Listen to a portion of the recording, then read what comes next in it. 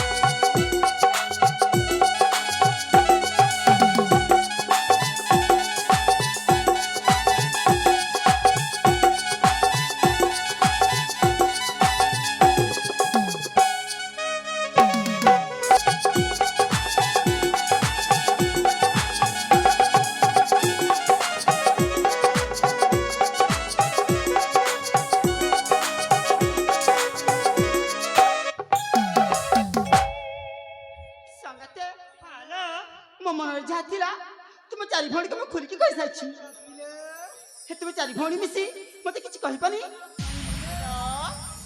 कहवा चाहू सतरे ए बोला जहाँ कहबार ना शीघ्र शीघ्र कह संगाते आज ना तमे देखा भारी सुंदर देखा जाऊ लो सतरे हाँ लो ए सखी हाँ लो अपा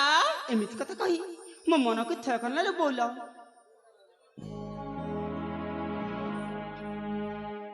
संगाते ओपा जहाँ कहबार अच्छी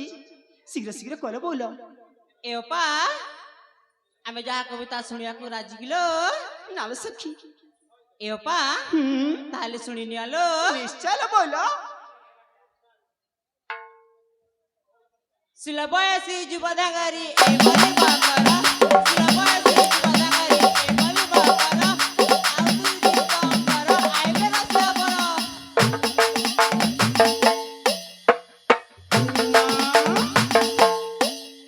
ए सखी हेलो आउ एमिति कथा कहबनी हेला ए ओपा आमे कहलु बोली रागी जाउ चकलो ए संगति हेलो चंपरा हो चम पिला दिन साथी तुम्हारे में कना रागी पारिबी नालो बोल ना ना ताले ओपा आमे जहाँ कहबो मन दिया शुणी बोल तो निश्चय सखी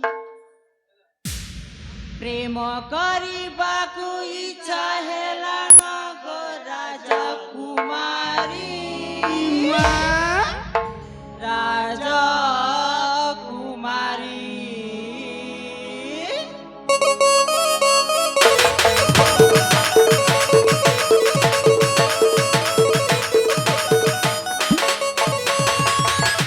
प्रेम करिबाकु इच्छा हेला न गो राजा कुमारी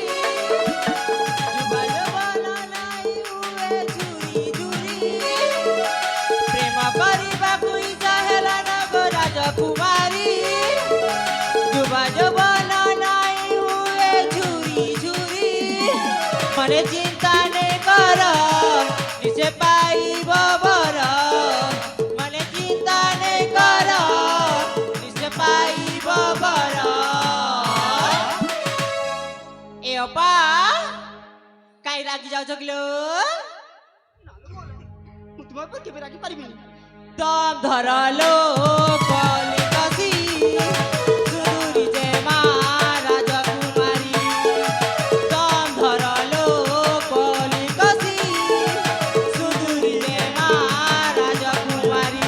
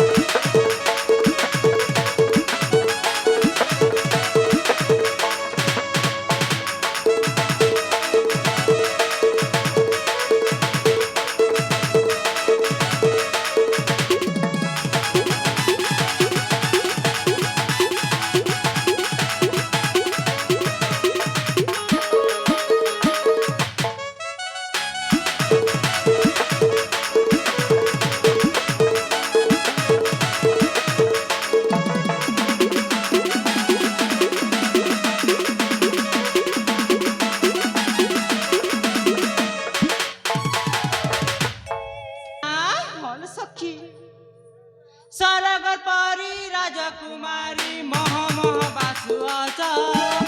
मन भमरा के चापी दे गोरी मने मने खुजु आचा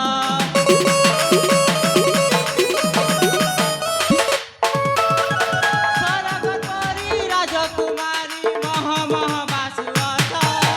मन भमरा के चापी दे गोरी मने मने खुजु आचा किए से विदेशी पारा से विदेशी पारा तको पाई बलि से अधूरा मने चिंता ने कर निसे पाई बबरा मने चिंता ने कर निसे पाई बबरा ए ओपा मन ध्यान सुनछ तो दाम धरालो कलिकसी